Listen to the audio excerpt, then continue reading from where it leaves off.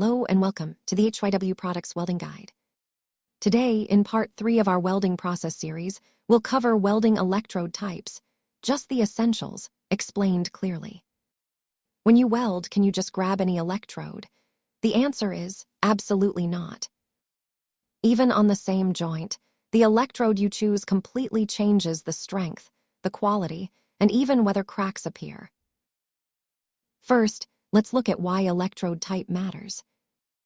The electrode determines weld strength, governs whether cracks occur, and decides workability and quality consistency. The conclusion is simple. Electrode selection is weld quality. Choosing the material isn't a preference, it's a skill. Now let's look at the classification. The classic example is E7018. The E stands for electrode, and 70 means 70,000 psi of tensile strength. The 1 means it welds in all positions. The final 8 tells you the coating type and current conditions. In other words, every single digit describes performance and conditions.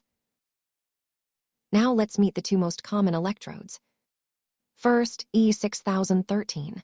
This electrode is very easy to work with. The arc is stable, and the slag comes off easily. That's why it's the general-purpose rod beginners use most. In short, excellent workability, average quality. Next is E7018. This is a low-hydrogen electrode that delivers high-strength welds, and its crack resistance is outstanding. In return, moisture control is critical and it's harder to run. That's why it's used on structures, pressure vessels, and other critical joints. In short, top-level strength and quality, but management is essential. Now let's compare the 2.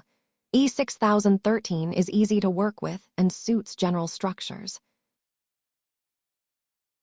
E7018, on the other hand, is stronger, resists cracking, and is used on critical structures.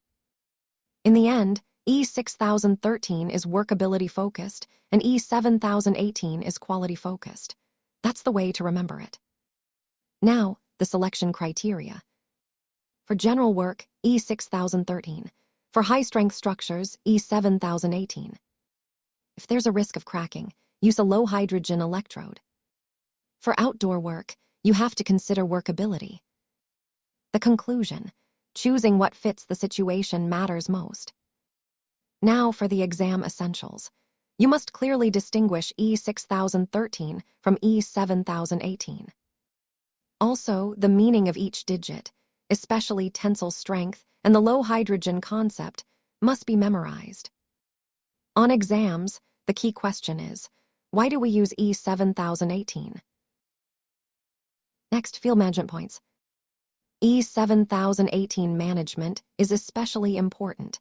If this electrode absorbs moisture, hydrogen forms, and that leads straight to cracking. So dry storage and redrying management are both absolutely mandatory. Also check electrode condition before work and select for the purpose at hand. On site, think of it this way: electrode management is quality management. Now for the final summary. Electrode type determines weld quality. E6013 offers great workability. E7018 offers superior strength and quality. And electrode selection and management decide the entire result. Here's the one-line takeaway. The electrode is the key factor that determines workability and quality at the same time. Welding is not just a manual skill, it's engineering that requires understanding. Understand welding correctly, and mistakes on site will decrease. This has been HYW Products. Visit HYWProducts.com for all your welding supplies. Thank you.